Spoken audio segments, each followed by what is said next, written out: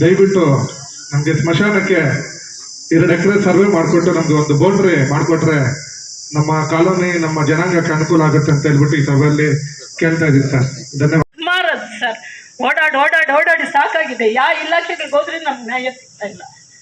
ತುಂಬಾ ನೋವಿನಿಂದ ಮಾತಾಡ್ತಾ ಇದ್ದೀನಿ. ಜಮೀನು ನಮ್ಮದು ಸಾಕಾಗಿದೆ ಸರ್. ನಮ್ಮ ಜಮೀನು ಆಲಮಗಿರಿ ಜಮೀನು 52/1 ಜಮೀನು. ಚಿಂತಾಮಣಿ ನಗರದಲ್ಲಿ ಎಲ್ಲಾ ಗೋಲ್ಡ್ ಅಂಗಡಿಗಳಿಗೆ ಒಂದಕ್ಕೂ ಲೈಸೆನ್ಸ್ ಇರೋ ತರ ನನಗೇನು ಕಾಣಿಸ್ತಿದೆ. ಎಲ್ಲರೂ ಇವ್ರು ಹೇಳಿದಂಗೆ ಪರವಾನಿಗೆ ಇಲ್ಲ ಅವ್ರ ಹತ್ರ ಇದ್ರೂ ಅದು ರಿನ್ಯೂವಲ್ ಆಗಿಲ್ಲ. ಎಲ್ಲರೂ ಈಗ 3% ತಿಂಗಳಿಗೆ 3% ಅಂದ್ರೆ ವರ್ಷಕ್ಕೆ 36% ತಗೊಳ್ತಾ ಇದ್ದಾರೆ. ಒಡವೆಗಳು ಅಥವಾ ನಾವೇನಾದ್ರೂ ವಸ್ತು ಇಟ್ಟರೆ 14% ತಗೋಬೇಕು. ಅವ್ರು 36% ತಗೊಳ್ತಾ ಇದ್ದಾರೆ. ವರ್ಷಕ್ಕೆ 14% ಇರೋದು. ನಾವೇನಾದ್ರೂ ಒಡವೆ ಏನಾದ್ರು ಇಟ್ರೆ 14% ತಗೋಬೇಕಾಗುತ್ತೆ. ಆದ್ರೆ ಅವ್ರು 36% ತಗೊಳ್ತಾ ಇದ್ದಾರೆ. ಅವ್ರ ವಿರುದ್ಧ ಯಾರು ಲೈಸೆನ್ಸ್ ಇಲ್ಲ, ಲೈಸೆನ್ಸ್ ಇದ್ರು ಈ ತರ ಬಡ್ಡಿ ಜಾಸ್ತಿ ತಗೊಂಡು ಮೀಟರ್ ಬಡ್ಡಿ ತಗೊಂಡು ಈ ತರ ಮಾಡ್ತಾ ಇದ್ದಾರೆ. ಅವ್ರ ಮೇಲೆ ಎಲ್ಲರ ಮೇಲೂ ಒಂದು ಕೇಸ್ ಹಾಕಿ ಅವ್ರಿಗೆ ಒಳ್ಳೆ ಇದು ಕೊಡ್ಬೇಕು ಸರ್ ಅವರಿಗೆ. ಇಲ್ಲ ಅಂದ್ರೆ ಎಲ್ಲಾರ ಮನೆಯಲ್ಲೂ ಒಬ್ಬ ಅಂಗಡಿಯವನ ಮನೆಯಲ್ಲಿ 100ರಿಂದ 150 kg ಬಂಗಾರ ಇದೆ.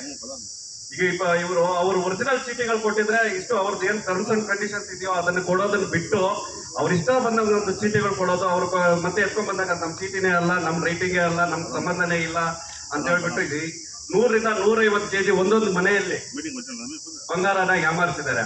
ಅವ್ರ ವಿರುದ್ಧ ಒಂದು ಕಾನೂನು ಕ್ರಮ ತಗೊಂಡು ಯಾರ್ಯಾರಿಗೆ ಒಡವೆಗಳು ಬರಬೇಕು ಅದನ್ನ ವಾಪಸ್ ಕೊಡ್ಸೋ ತರ ಅವ್ರೇನಾದ್ರು ಟರ್ಮ್ಸ್ ಅಂಡ್ ಕಂಡೀಷನ್ ಇರುವಂತಹ ಚೀಟಿಗಳು ಕೊಟ್ಟಿದ್ರೆ ಅವ್ರು ಕೊಡೋದು ಬೇಡ. ಅದರ ಕಂಡೀಷನ್ ಏನಿದೆಯೋ ಅದನ್ನ ಕೊಡೋದು ಅವ್ರು ಕರೆಕ್ಟ್ ಆಗಿ ಇರೋದನ್ನ ಕೊಟ್ಟಿದ್ರೆ ನಮ್ಗೆ ಬೇಡ. ಇದ್ರೂ ಇಲ್ಲದೆ ಇದ್ರು ಅವರು ಡೂಪ್ಲಿಕೇಟ್ ಚೀಟಿಗಳು ಕೊಟ್ಟಿದ್ರೆ ನಮ್ಗೆ ಒಡವೆಗಳನ್ನ ನಮ್ಗೆ ವಾಪಸ್ ಕೊಡೋದಕ್ಕೆ ಒಂದು ಪ್ರೊಸೀಡಿಂಗ್ ಅಲ್ಲಿ ಇದು ಮಾಡಿಸಿ ನಮ್ಗೆ ನೆಕ್ಸ್ಟ್ ಮೀಟಿಂಗ್ ಒಳಗಡೆ ಅದನ್ನ ನಮ್ಗೆ ಸೆಟ್ಲ್ ಮಾಡ್ಕೊಡಿ ಸರ್. Thank you sir. ಈಗ ನಾವು ಪೊಲೀಸು ಏನಂತಂದ್ರೆ ಅಧಿಕಾರಿಗಳು ಅವರು ಒಂದು ಆತ್ಮವಿಮರ್ಶೆ ಮಾಡ್ಕೋಬೇಕು. ಏನು ತಪ್ಪಾಗಿದೆ, ಏನು ಸರಿಯಾಗಿದೆ, ಇದು ಬಂದಿದ್ದಾರೆ, ಇದು ಸರಿಯಾಗಿದ್ಯಾ, ಇದು ತಪ್ಪಾಗಿದ್ಯಾ, ಅವ್ರಿಗೆ ನಾನು ಏನು ರಕ್ಷಣೆ ಕೊಡ್ಬೋದು ಅಂತ ಅಂದ್ಬಿಟ್ಟು ಅವರು ಆತ್ಮವಿಮರ್ಶನೆ ಮಾಡ್ಕೊಂಡಾಗ ಮಾತ್ರ ಅದಕ್ಕೆ ಸೊಲ್ಯೂಷನ್ ಸಿಗ್ತೈತೆ. ಬಿಟ್ರೆ ಇಲ್ಲಾಂದ್ರೆ ಬಡವರಿಗೆ ನ್ಯಾಯ ಸಿಗೋದಿಲ್ಲ. ಎಲ್ಲೋ ಒಂದು ರಾಜಕೀಯ ಹಸ್ತಕ್ಷೇಪ ಆಗ್ತೈತೆ, ಇಲ್ಲ ಬೇರೆ ಬೇರೆ ತರ ಅದನ್ನ ಇನ್ವಾಲ್ವ್ಮೆಂಟ್ ಆಗ್ತೈತೆ. ಬಡವರ ಮೇಲೆ ನಿರಂತರವಾಗಿ ದೌರ್ಜನ್ಯಗಳು ನಡೀತಾನೆ ಇರ್ತವೆ. ಇನ್ನು ಅವರು ಹಳ್ಳಿಗಳಲ್ಲಿ ಇವತ್ತೂ ಸಹ ಎಷ್ಟೋ ದೇವಸ್ಥಾನಗಳಲ್ಲಿ ನಮ್ಮನ್ನ ಏನೋ ಇವ್ರನ್ನ SC/ST ದೇವಸ್ಥಾನಗಳಲ್ಲಿ ಬಿಡೋದಿಲ್ಲ, ಎಷ್ಟೋ ಹೋಟ್ಲುಗಳಲ್ಲಿ ಬಿಡೋದಿಲ್ಲ. ಎಷ್ಟೋ ಜನ ಇದರಲ್ಲಿ ಚಿಕ್ಕಬಳ್ಳಾಪುರ ಜಿಲ್ಲೆಯಲ್ಲಿ ಕಟಿಂಗ್ ಮಾಡಲಿಲ್ಲ. ಒಂದ್ಸಾರಿ ಎಲ್ಲ DC SP ಕರ್ಕೊಂಡು ಹೋದ್ವಿ, ಅಂಗಡಿಗಳು ಬೀಗ ಹಾಕಿದ್ರು ಬಿಟ್ರೆ ಅವ್ರಿಗೆ ಕಟಿಂಗ್ ಮಾಡಲಿಲ್ಲ. ರಾಗಿ ಮಿಲ್ಗೆ ಹಾಕೊಡ್ಲಿಲ್ಲ, ಇಲ್ಲ ನಾವು ಹಾಕೊಡೋದಿಲ್ಲ. ಎಲ್ಲ ಸರ್ವಿಸ್ ಮಾಡಿದ್ರು ಅಂಗಡಿಗೆ ಮುಚ್ಚಿದ್ರು ಬಿಟ್ರೆ ಅವ್ರಿಗೆ ಇವ್ರಿಗೆ ಇದು ಮಾಡ್ಕೊಡ್ಲಿ. ಇಂಥ ವ್ಯವಸ್ಥೆ ಇವಾಗ ಇರುವಾಗ ಹಿಂಗೆ ಬದುಕೋದು ಹೆಂಗೆ ಅಂತಂದಾಗ ಯಾರು ನಮ್ಗೆ ಸಹಾಯ ಮಾಡೋದು ಅಂದ್ರೆ ಅಧಿಕಾರಿಗಳೇ ಸಹಾಯ ಮಾಡ್ಬೇಕು, ಇನ್ಯಾರು ಮಾಡೋದಿಲ್ಲ. ಅದರಿಂದ ಏನೋ ಪ್ರತಿಯೊಬ್ಬ ಅಧಿಕಾರಿಗಳು ಸರಿಯಾದಂತಹ ಒಂದು ರೀತಿಯಲ್ಲಿ ಬಡವರಿಗೆ ನಾವು ಸಹಾಯ ಮಾಡಬೇಕು. ನಮಗೆ ಆ ಒಂದು ಅವಕಾಶ ಸಿಕ್ಕಿದೆ. ಅವ್ರಿಗೇನಾದ್ರೂ ದೌರ್ಜನ್ಯಕ್ಕೆ ಒಳಗಾಗ್ತಾರೆ, ದಬ್ಬಾಳಿಕೆಗೆ ಒಳಗಾಗ್ತಾರೆ, ಅವರ ಜೀವನಗಳ ಪರಿಸ್ಥಿತಿ ಬಹಳ ಸಂಕಷ್ಟದಲ್ಲಿದೆ.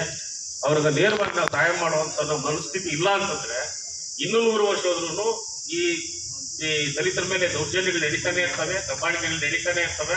ನಾವು ಹೋರಾಟಗಳು ಮಾಡ್ತಾನೆ ಇರ್ತೀವಿ. ಇದರಿಂದ ಯಾವುದೂ ಒಂದು ಇದಾಗಲ್ಲ, ಅನುಷ್ಠಾನ ಆಗಲ್ಲ. ಅದರಿಂದ ನಾನು ಅಧಿಕಾರಿಗಳಲ್ಲಿ ಮತ್ತು ದಲಿತ ಸಂಘಟನೆಯ ನಾವು ಪದಾಧಿಕಾರಿಗಳಲ್ಲಿ ನಾನು ಮನವಿ ಮಾಡೋದು ಅಂದ್ರೆ ಹೆಚ್ಚು ಕಾನೂನುಗಳನ್ನ ಓದ್ಕೋಬೇಕು. ನೀವು ಕಾನೂನುಗಳನ್ನ ಪ್ರಶ್ನೆ ಮಾಡೋರಾಗ್ಬೇಕು. ನೀವು ಯಾರೋ ಏನೋ ಹೇಳಿದಂತ ಕೇಳಿ ಹೋಗೋದಲ್ಲ. ಯಾಕಂತ ಅಂದ್ಬಿಟ್ಟು ನೀವು ಎಲ್ಲಿವರೆಗೂ ನೀವು ಪ್ರಶ್ನೆ ಮಾಡಲ್ವೋ ಅಲ್ಲಿವರೆಗೂ ನೀವು ಯಥಾಸ್ಥಿತಿ ಹಂಗೆ ಇರ್ತೀರಿ, ಅಧಿಕಾರಿಗಳು ಹಂಗೆ ಇರ್ತಾರೆ. ನಮ್ಮೂರಲ್ಲಿ ಪೈರ್ಗಾನಹಳ್ಳಿ ಗ್ರಾಮದಲ್ಲಿ ನಾರಾಯಣಪ್ಪನವರು ಕೂಡ ಮರ್ಡರ್ ಕೇಸ್ ಎಲ್ಲ ವಿಚಾರ ಗೊತ್ತಿದೆ, ದಲಿತ ಮುಖಂಡರವರು. ಸೊ ಅಲ್ಲಿ ಈಗಲೂ ಕೂಡ ಕೆಲವೊಂದು ಡ್ರಿಂಕ್ಸ್ ವಿಚಾರವಾಗಿ ಸುಮಾರು 3-4 ಅಂಗಡಿ ಇದೆ. ಪೊಲೀಸರು ಬರ್ತಾ ಇದ್ದಾರೆ ಅಂತ ಜವಾಬ್ದಾರಿ ಸರ್ಕಲ್ ಬರ್ತಾ ಇದ್ದಾರೆ ಅಂತಂದ್ರೆ ಆ ಅಂಗಡಿಗಳು ಸಂಪೂರ್ಣವಾಗಿ ಬಾಗ್ಲಾಗಿದೆ. ಯಾಕೇನಂತ ಗೊತ್ತಿಲ್ಲ, ಅಲ್ಲಿ ಸಮಸ್ಯೆ ಹೆಂಗಿದೆ ಅನ್ನೋದು ಗೊತ್ತಿಲ್ಲ. ಊರಲ್ಲಿ ನಾವಿದೀವಿ, ನಮ್ಗೆ ಗೊತ್ತಾಗುತ್ತೆ. ಈಗಲೂ ಕೂಡ ವಿಚಾರದಲ್ಲಿ ಆಗಾಗ ಅದು ಸ್ಟ್ರಗಲ್ ಆಗಿ ನಡೀತಾನೆ ಇರುತ್ತೆ. ಅಟ್ಲೀಸ್ಟ್ ಆ ಮದ್ಯಪಾನ ಅದು ಸಂಪೂರ್ಣವಾಗಿ ಏನಾದರೂ ಊರಲ್ಲಿ ಸಿಗ್ಲಿಲ್ಲ ಅಂತಂದ್ರೂ ಕೂಡ ಏನೋ ಒಂದು ಸಂತೋಷದ ವಾತಾವರಣ ಕ್ರಿಯೇಟ್ ಆಗುತ್ತೇನೋ ಅಂತ ಒಂದು ನಮ್ಮ ನಂಬಿಕೆ ಇದೆ.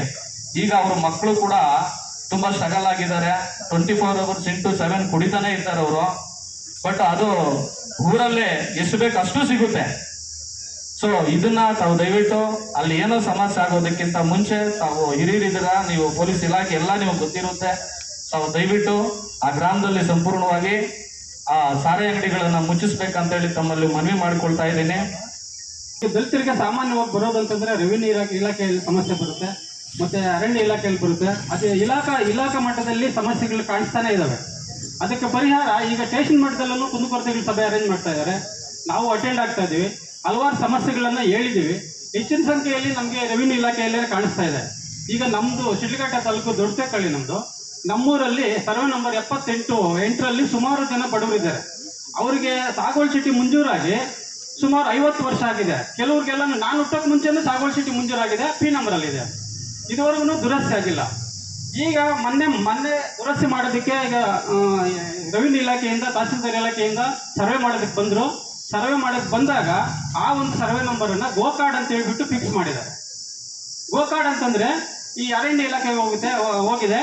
ಅರಣ್ಯ ಇಲಾಖೆಯವರು ಅದಕ್ಕೆ ಪರ್ಮಿಷನ್ ಕೊಡ್ತಾ ಇಲ್ಲ. ಅಂದ್ರೆ ಅವ್ರಿಗಿರೋದು ಈಗ ಅಲ್ಲಿ ಆ ಸರ್ವೆ ನಂಬರ್ ಇರ್ತಕ್ಕಂಥ ಎಲ್ಲ ರೈತರಿಗೂ ಆ ಒಂದು ಭೂಮಿ ಬಿಟ್ಟರೆ ಬೇರೆ ಏನಿಲ್ಲ, ಜೀವನ ಮಾಡೋದಕ್ಕೆ ದಾರಿನೇ ಇಲ್ಲ. ಇದ್ರ ಬಗ್ಗೆ ನಾವು ಮೊನ್ನೆ ಅಟ್ರಾಸಿಟಿ ಮೀಟಿಂಗ್ ಅಲ್ಲಿ ದಿಬ್ಬುರಳ್ಳಿಯಲ್ಲಿ ಹೇಳಿದ್ದೀವಿ, ಮತ್ತೆ ಶಿಡ್ಲಘಟ್ಟದಲ್ಲಿ ಚರ್ಚೆ ಮಾಡಿದ್ದೀವಿ. ಅರಣ್ಯ ಇಲಾಖೆಯವ್ರ ಮೇಲೆ ಹೇಳ್ತಾ ಇದ್ದಾರೆ. ಈ ತರ ಸಮಸ್ಯೆಗಳಿರುವಾಗ ದಯವಿಟ್ಟು ಈಗ ಏನು ಅಟ್ರಾಸಿಟಿ ಮೀಟಿಂಗ್ ಮಾಡ್ತೀರಾ, ಕುಂದುಕೊರತೆ ಸಭೆ ಮಾಡ್ತೀರಾ, ಏನು ಸಮಸ್ಯೆ ಈಗ ಲಾಸ್ಟ್ ಮೀಟಿಂಗ್ ಅಲ್ಲಿ ಸಿಕ್ಕಿದೆ, ಆ ಇಲಾಖೆ ಅಧಿಕಾರಿಯನ್ನ ಒಂದ್ಸಲ ಆ ಮೀಟಿಂಗ್ ಅಲ್ಲಿ ಕೂರಿಸಿದ್ರೆ, ಈಗ ಹೆಣ್ಮಕ್ಳು ಅಮ್ಮ ಹೇಳಿದ್ರಿ ಈಗ ಸಮಸ್ಯೆನ, ಈ ತರ ಸಮಸ್ಯೆಗಳಿರುವಾಗ ಈಗ ತಾವೇನು ಹೇಳ್ತೀರಾ, ಅವ್ರು ತಹಸೀಲ್ದಾರ್ ಬರ್ದಿದ್ದೀವಿ, ರೆವಿನ್ಯೂದು ತಹಸೀಲ್ದಾರ್ ಬರ್ದಿದ್ದೀವಿ, ಮತ್ತೆ ಕರೆಂಟ್ ಇದು ಅರಣ್ಯ ಇಲಾಖೆದು ಅವ್ರಿಗೆ ಬರ್ದಿದ್ದೀವಿ, KFD ಇವ್ರಿಗೂ DFO ಬರ್ದಿದ್ದೀವಿ ಅಂತ ಹೇಳ್ಬಿಟ್ಟು ಹೇಳ್ತೀರಾ ಸರ್. ಆದರೆ ನಮ್ಮ ಸಮಸ್ಯೆ ಬಗೆಹರಿತಾ ಇಲ್ಲ. ಅದೇ ರೀತಿ ಈಗ ದೊಡ್ಡತೇಕಳ್ಳಿಯಲ್ಲೇ ಸುಮಾರು 3-4 ವರ್ಷ ಆಯಿತು. ರುದ್ರಭೂಮಿ ಅಲ್ಲಿಲ್ಲ, 200 ಮನೆ ಇದೆ, ದಲಿತರ ಕುಟುಂಬ 200 ಮನೆ ಇದೆ, ಒಟ್ಟು ಊರು ಸೇರಿ 500 ಮನೆ ಇದೆ. 500 ಮನೆಗೂ 11 ಗುಂಟೆ ಒಂದು ಭಾಗದಲ್ಲಿ 11 ಗುಂಟೆ ರುದ್ರಭೂಮಿ ಇದೆ. ಈಗ ದಲಿತರಿಗೆ ರುದ್ರಭೂಮಿ ಅನ್ನೋದೇ ಇಲ್ಲ.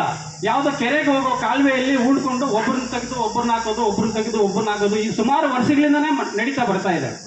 ಅದಕ್ಕೆ ಒಂದು ಅರ್ಜಿ ಕೊಟ್ಬಿಟ್ಟು ಸರ್ವೆ ಮಾಡಿಸಿದೀವಿ. ತಹಸೀಲ್ದಾರ್ ಅವರು ಬಂದು ಸ್ಪಾಟಿಗೆ ಬಂದು ಸರ್ವೆ ಮಾಡಿದ್ರು, RI ಬಂದಿದ್ರು, ಸೆಕ್ರೆಟರಿ ಅವ್ರು ಬಂದಿದ್ರು, 3 ಸಲ ತಹಸೀಲ್ದಾರ್ ಅವ್ರು ಬಂದರು, 3 ಸಲ RI ಅವ್ರು ಬಂದರು, ಸರ್ವೇಯರ್ ಬಂದು ಸ್ಕೆಚ್ ಮಾಡಿದ್ರು.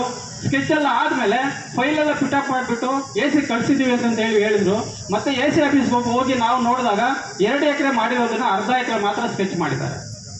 2 ಎಕರೆ ಇಲ್ಲಿ ಬರ್ಕೊಂಡಿದ್ದಾರೆ 2 ಎಕರೆ, ಮತ್ತೆ ತಹಸೀಲ್ದಾರ್ ಮೂಲಕ ಮತ್ತೆ RI ಮೂಲಕ ಎಲ್ಲ 2 ಎಕರೆಗಂತ ಶಿಫಾರ್ ಮಾಡಿ 2 ಎಕರೆ ಮಾಡ್ತಾ ಇದೀವಿ ಅಂತ ಹೇಳ್ಬಿಟ್ಟು ಎಲ್ಲ ಫೈಲೆಲ್ಲ ಪಿಟಪ್ ಮಾಡಿಬಿಟ್ಟು ಚಿಕ್ಕಬಳ್ಳಾಪುರ AC ಆಫೀಸಲ್ಲಿ ಅರ್ಧ ಎಕರೆ ಮಾತ್ರ ಇದೆ. ಅಲ್ಲಿ ಹೋಗಿ ನೋಡಿ, ಏನು ಸರ್ ಇದು, ಯಾಕೆ ಅರ್ಧ ಎಕರೆ, ಹೆಂಗಾಯ್ತು ಇದು ಅರ್ಧ ಎಕರೆ ಅಂತಂದ್ರೆ ಅದಕ್ಕೆ ಇದು ಆನ್ಸರ್ ಇಲ್ಲ ಮಾಡಬೇಡಿ, ಪೆಂಡಿಂಗ್ ಇಡಿ ಅಂತ ಹೇಳ್ಬಿಟ್ಟು ಮತ್ತೆ ತಹಸೀಲ್ದಾರ್ ಹತ್ರ ಬಂದ್ವಿ. ತಹಸೀಲ್ದಾರ್ ಅವರು ಸ್ಪಾಟಿಗೆ ಬಂದಿದ್ರು, RI ಕಳಿಸಿದ್ರು, ಮತ್ತೆ ಇವ್ರಿಗೆ ಇಲ್ಲಿ ಸ್ಥಳ ಪರಿಶೀಲನೆ ಮಾಡಿದ್ರು, ಬೇರೆ ಕಡೆ ರುದ್ರಭೂಮಿಗಳನ್ನ ಪರಿಶೀಲನೆ ಮಾಡಿದ್ರು, ಇದೆಯೋ ಇಲ್ಲೋ ಅಂತ ಹೇಳ್ಬಿಟ್ಟು. ಎಲ್ಲೂ ರುದ್ರಭೂಮಿ ಇಲ್ಲ, ಅದು ಈಗ ಹಾಕಿರೋದು ಮಾತ್ರನೇ ನಮ್ಗೆಲ್ರಿಗೂ ಇರ್ತಕ್ಕಂಥದ್ದು.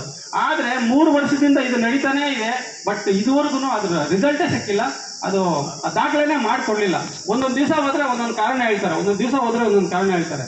ಅದೇ ಕುಂದುಕೊರತೆಗಳ ಸಭೆ ಅದೇ RI ಅವರು ನೇರವಾಗಿ ಬಂದಿದ್ರೆ ಅಲ್ಲೇ ಚರ್ಚೆ ಮಾಡ್ತಾ ಇದ್ವಿ, ಏನಾಗಿದೆ ಅಂತ ಹೇಳ್ಬಿಟ್ಟು ಸ್ಪಾಟ್ ತೋರಿಸ್ತಾ ಇದ್ವಿ. ಅದಕ್ಕೋಸ್ಕರ ನಾನು ರಿಕ್ವೆಸ್ಟ್ ಮಾಡ್ಕೊಳ್ಳೋದಿಷ್ಟೇ, ಇಲಾಖೆ ಅಧಿಕಾರಿಗಳು ಏನಿದ್ದಾರೆ, ಯಾವ ಇಲಾಖೆ ಸಮಸ್ಯೆ ಬರುತ್ತೆ ತಮ್ಮ ಹತ್ರ ಅಂತ ಅಧಿಕಾರಿನ ಒಂದು ಮೀಟಿಂಗ್ ಅಲ್ಲ ನೆಕ್ಸ್ಟ್ ಮೀಟಿಂಗ್ ಆದ್ರೂ ಕರೆಸ್ಬಿಟ್ಟು ಪಬ್ಲಿಕ್ಗೆ ಏನು ಸಮಸ್ಯೆ ಬಂದಿದೆ ಆ ಸಮಸ್ಯೆ ಚರ್ಚೆ ಮಾಡಿ ಡಿಸ್ಕಸ್ ಮಾಡೋಕ್ಕಾದ್ರೂ ಒಂದು ಅನುಕೂಲ ಮಾಡಿಕೊಡ್ಬೇಕಂತ ರಿಕ್ವೆಸ್ಟ್ ಮಾಡ್ಕೊಡ್ತೇನೆ. ನಿಮ್ಮ ಕುಂದುಕೊರತೆಗಳನ್ನು ನೀವು ಎಕ್ಸ್ಪ್ರೆಸ್ ಮಾಡಿದ್ದೀರಾ. ಇದರಲ್ಲಿ ನಾನು ಅಬ್ಸರ್ವ್ ಮಾಡ್ತಿರ್ತಕ್ಕಂಥದ್ದು, ಮೊದಲನೇದಾಗಿ ನಮ್ಮ ಬಾಬಾ ಸಾಹೇಬ್ ಅಂಬೇಡ್ಕರ್ ಸಾಹೇಬರು ನಮಗೆ ಕೊಟ್ಟಿರೋ ಧೈರ್ಯ, ಶಕ್ತಿ, ನಾಲೆಜ್ ಇಸ್ ದ ಪವರ್. ಗನ್ನಿಂದ ಪಡೆಯಲಾಗ್ತಕ್ಕಂಥದ್ದು ಪೆನ್ನಿಂದ ಪಡಿಬೋದು ಅಂತ ಇಡೀ ವಿಶ್ವಕ್ಕೆ ಮಾರ್ಗದರ್ಶಿಯಾಗಿದ್ದಾರೆ.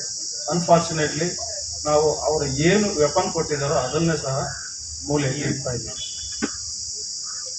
ಅವರು ಕೊತ್ತೂರು ಆನಂದ್ ಅಂತ ಹೇಳಿದರು. ಅಂಥ ವಿಷಯಗಳನ್ನು ನಾನು ಸಂಪೂರ್ಣವಾಗಿ ಸ್ವಾಗತಾರ್ಹ ಮಾಡ್ತೀನಿ. ನನಗೂ ಒಂದೊಂದ್ಸಲ ಈ ಪೋಕ್ಸೋ ಕೇಸಸ್ಸು ಇವು ನೋಡಿದ್ರೆ ತುಂಬ ಬೇಜಾರಾಗುತ್ತೆ. ಯಾಕಂದರೆ ಆಲ್ಮೋಸ್ಟ್ 70 to 80% ವಿಕ್ಟಿಮ್ಸ್ ಬಂದು SC ST ಅವರೇ ಇರ್ತಾರೆ. ಇದಕ್ಕೆ ನನಗನ್ಸಿದ ಮಟ್ಟಿಗೆ ಮುಖ್ಯ ಕಾರಣ ವಿದ್ಯೆ ಇಲ್ಲದೆ ಇರ್ತಕ್ಕಂಥದ್ದು. ಬಟ್ ಸುಮಾರು ಜನ ಗೊತ್ತಿಲ್ಲ ವಿದ್ಯೆ ಅನ್ನೋ ವೆಪನ್ನಿಂದ ನಾವು ಯಾವ ಮಟ್ಟಕ್ಕಾದರೂ ಸಹ ಸಾಧನೆ ಮಾಡ್ಬೋದು, ರೀಚ್ ಆಗ್ಬೋದು ಅನ್ನೋದು. ಅನ್ಫಾರ್ಚುನೇಟ್ಲಿ ನಮ್ಮ ಸಂಘ ಸಂಸ್ಥೆಗಳು ಸಹ ಇದನ್ನು ಜಾಸ್ತಿ ಸ್ಟೂಡೆಂಟ್ಸಲ್ಲಿ ಅದು ಮತ್ತು ಈ ಊರುಗಳಲ್ಲಿ ಪಬ್ಲಿಸಿಟಿ ಮಾಡಬೇಕು. ಜನಾರ್ದನ್ ಬಾಬು ಅವರು ಹೋಗಿ ಅದು ಅವೇರ್ನೆಸ್ ಮಾಡ್ತಿದ್ದಾರೆ ಅಂತ ಹೇಳ್ತಿದ್ದಾರೆ. ಅದನ್ನು ತುಂಬ ನಾನು ಸ್ವಾಗತಾರ್ಹ ಮಾಡ್ತೇನೆ. ಅದೇ ರೀತಿ ಅದೇ ನಿಟ್ಟಿನಲ್ಲಿ ಈ ಪೊಲೀಸ್ ಇಲಾಖೆ ಜೊತೆಗೆ ಇದರ ವಿದ್ಯಾ ಡಿಪಾರ್ಟ್ಮೆಂಟ್ ಆಫ್ ಎಜುಕೇಶನ್ ಆಗಲಿ, CDPO ಆಗಲಿ, ಇವರೆಲ್ಲ ನೆಕ್ಸ್ಟ್ ನಾವು ಎಲ್ಲ ಪ್ಲಾನ್ ಮಾಡ್ತಾ ಇದ್ದೀವಿ. ಸೋಷಿಯಲ್ ವೆಲ್ಫೇರ್ ಎಲ್ಲರದ್ದು ಒಂದು ಟಾಸ್ಕ್ ಫೋರ್ಸ್, ಒಂದು ಟೀಮ್ ಮಾಡಿ ಪ್ರತಿ ತಿಂಗಳ ಎಲ್ಲಿ ಒಂದು ಗ್ರಾಮ ಪಂಚಾಯತಿ ಸೆಲೆಕ್ಟ್ ಮಾಡಿಕೊಂಡು ಅಟ್ಲೀಸ್ಟ್ ಅವೇರ್ನೆಸ್ ಸ್ಟಾರ್ಟ್ ಮಾಡಿದ್ರೆ ಬಿಟ್ಟು ಅಂತ ಪ್ರತಿ ದಿನಕ್ಕೆ ನಮ್ಮ ಸಬ್ ಡಿವಿಷನಲ್ಲಿ ಎಲ್ಲೋ ಒಂದು ಕಡೆ ಪೋಕ್ಸೋ ಕೇಸ್ಗಳು ಆಗ್ತಾನೆ ಇರ್ತವೆ. ಅದು ಅವೇರ್ನೆಸ್ ಕೊರತೆಯಿಂದನೇ ಇದಾಗುತ್ತೆ ಅಂತ ನನ್ನ ಅನಿಸಿಕೆ. ಆದ್ದರಿಂದ ಈ ನಾಲೆಜ್ ಇಸ್ ದ ಪವರ್ ಅನ್ನೋದನ್ನು ಪ್ರತಿ ಕಾಲೋನಿಯಲ್ಲಿ ಸಹ ನಾವು ಪೆನೆಟ್ರೇಟ್ ಮಾಡಬೇಕು. ಪ್ರತಿ ಮನೆಯಲ್ಲಿ ಅವಿದ್ಯಾವಂತರು ಇಲ್ಲದೆ ಇರೋ ತರಹ ನೋಡ್ಕೊಳ್ಳೋ ಜವಾಬ್ದಾರಿ ನಮ್ಮದು. ಬಟ್ ಇದರ ಜೊತೆಗೆ ನಮ್ಮ ಕೆಳಮಟ್ಟದ ಸಮುದಾಯದವರು, ಕೆಳಮಟ್ಟದಂತ ಯೂಸ್ ಮಾಡಬಾರ್ದು, SC ST ಸಮುದಾಯದವರು ಜಾಸ್ತಿ ಕೂಲಿ ಕಾರ್ಮಿಕರು ಆಗಲಿ, ಹಮಾಲಿ ಕೆಲಸ ಆಗಲಿ, ಕಷ್ಟ ಬಿದ್ದು ಕೆಲಸ ಮಾಡತಕ್ಕಂಥ ಸಮುದಾಯ. ಆ ಕಷ್ಟವನ್ನು ಮೈಮರೆಯಲು ಕೆಲವರು ಡ್ರಿಂಕ್ಸ್ಗೆ ಅಡಿಕ್ಟ್ ಆಗಿರ್ತಾರೆ. ಅದಕ್ಕೆ ನೀವು ಹೇಳಿದ ಹಾಗೆ ಕಾಲೋನಿ ಅಟ್ಯಾಚ್ ಇರೋ ಡ್ರಿಂಕ್ಸ್ ಅಲ್ಲಿ ಡೆಫಿನೆಟ್ ಆಗಿ ನಮ್ಮ ಆಫೀಸರ್ಸ್ಗೆಲ್ಲರಿಗೂ ಇನ್ಸ್ಟ್ರಕ್ಷನ್ಸ್ ಕೊಡ್ತಿದ್ದೀನಿ.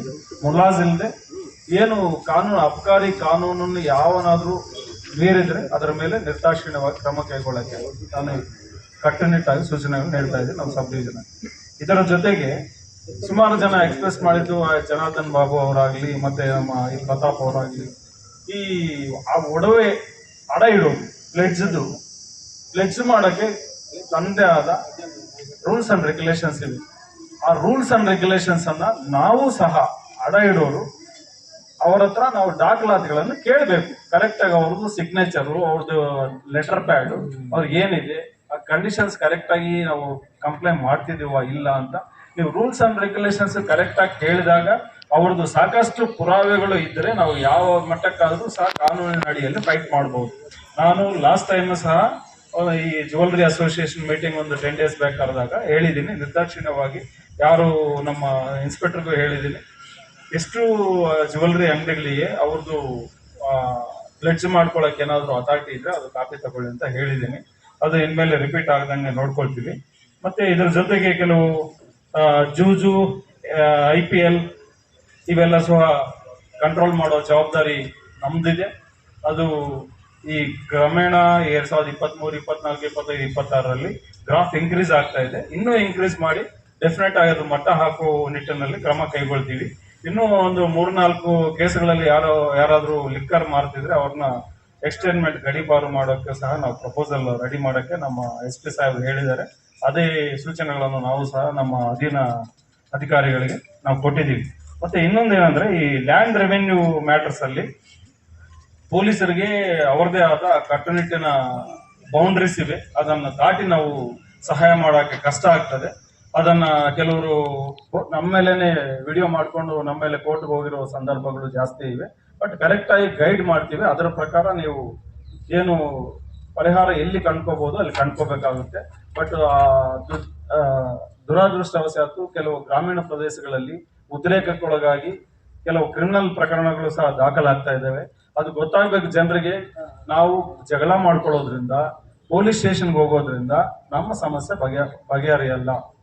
ಅದು ಏನಾದರೂ ಸಾಧ್ಯ ಆದರೆ ಯಾರಾದರೂ ಗ್ರಾಮದಲ್ಲಿ ಹಿರಿಯರು ಇಲ್ಲ ಪೊಲೀಸ್ ಯಾರಾದರೂ ಒಳ್ಳೆ ಅಧಿಕಾರಿಗಳಿದ್ರೆ ಅವರು 2 ಪಾರ್ಟಿ ಕರೆಸ್ಬಿಟ್ಟು ಅವ್ರಿಗೆ ಹೇಳಿ ಈ ತರ ಪರಿಹಾರ ಕಂಡುಕೊಡ್ಬೋದು. ಬಟ್ ಸುಮಾರು ಜನ ನಾನು ಅಬ್ಸರ್ವ್ ಮಾಡ್ತಿದ್ದೀನಿ, ಫಿಸಿಕಲ್ ಪೊಸಿಷನ್ ಒಬ್ಬರು ಇರ್ತಾರೆ, ಡಾಕ್ಯುಮೆಂಟ್ಸ್ ಬೇರೆಯವರು ಇರ್ತಾರೆ. ಅವರು ನಮಗೆ ದಾಖಲಾತಿ ಇದೆ ನೀವು ಬಿಡಿಸ್ಕೊಡಿ ಅಂತ ಹೇಳ್ತಾರೆ. 100% ಅದು ಬಿಡಿಸ್ಕೊಡೋ ಪವರು ಪೊಲೀಸರಿಗೆ ಇಲ್ಲ. ಅದನ್ನ ಎವಿಕ್ಷನ್ ಸೂಟ್ ಅಂತ ಒಂದು ಫೈಲ್ ಮಾಡಬೇಕು. ಅದು ಎಷ್ಟು ವರ್ಷ ಆಗುತ್ತೋ ಏನೋ ಗೊತ್ತಾಗಲ್ಲ. ಈ ಡಿಲೇ ಪ್ರಕರಣಗಳಿಂದನೇ ನಮಗೆ ನಂಬಿಕೆ ಹೊರಟೋಗುತ್ತೆ. ಅಯ್ಯೋ ಕೋರ್ಟ್ಗೆ ಹೋದ್ರೆ ಏನಾಗುತ್ತೆ ಅಂತ ಹೇಳ್ತೀವಿ. ಈ ಹತ್ತಿರ ಏನು ಇರ್ತದೋ ಕೈಗೆ ಏನು ಸಿಗ್ತದೋ ಅಂತ ತಗೊಂಡು ಐದಾರು ರಿಲೇಟಿವ್ಸ್ ಆಗ್ಬೋದು, ಯಾರೋ ಬೇರೆ ಕ್ಯಾಸ್ಟ್ ಆಗ್ಬೋದು, ಯಾರಾದ್ರೂ ಆಗ್ಬೋದು. ಅದ್ರ ಪ್ರಕಾರ ಗಲಾಟೆಗಳು ಮಾಡಿಕೊಂಡು ಎಲ್ಲ ಸಮಸ್ಯೆ ತಗೊಂಡು ಬರೋದು ನಮಗೆ ಪರಿಪಾಠ ಆಗಿದೆ. ಅದಕ್ಕೆ ನೀವು ಹೇಳ್ತಿದ್ದೀರಾ. ಇನ್ನೊಂದು ಗಂಭೀರವಾದ ಪ್ರಕರಣ ಅಂದರೆ ಸ್ಮಶಾನ ಇಲ್ಲದೆ ಇರೋದು. ನಾನು ಸುಮಾರು ಸಲ ಸರ್ವಿಸಲ್ಲಿ ಅಬ್ಸರ್ವ್ ಮಾಡಿದ್ದೀನಿ. ಪಾಪ ಅಟ್ಲೀಸ್ಟ್ ಮನುಷ್ಯನಿಗೆ ಗರುಡ ಪುರಾಣ ಪ್ರಕಾರ ಸತ್ತ ಮೇಲೆ ನೆಮ್ಮದಿಯಾಗಿ ಹೋಗ್ಬೇಕು. ಅದೇ ಸಹ ನಾವು ಅದು ಸಹ ಇಲ್ಲದೆ ಹೋದ ವರ್ಷನೇ ಕೆಂಚಾರ್ಲಲ್ಲಿ ಲಿಮಿಟ್ಸ್ ಅಲ್ಲಿ ಹೆಣ ಇಟ್ಕೊಂಡಿದ್ರು. ಅದು DR ಬ್ಯಾಂಕ್ ಕಳಿಸಿದ್ವಿ. ಆಲ್ಮೋಸ್ಟ್ 1 ಡೇ ಎಲ್ಲ ನಾನು ಅಲ್ಲೇ ಇದ್ದೆ, ಡೇ ಅಂಡ್ ನೈಟ್ ಅಲ್ಲೇ ಇದ್ದೆ.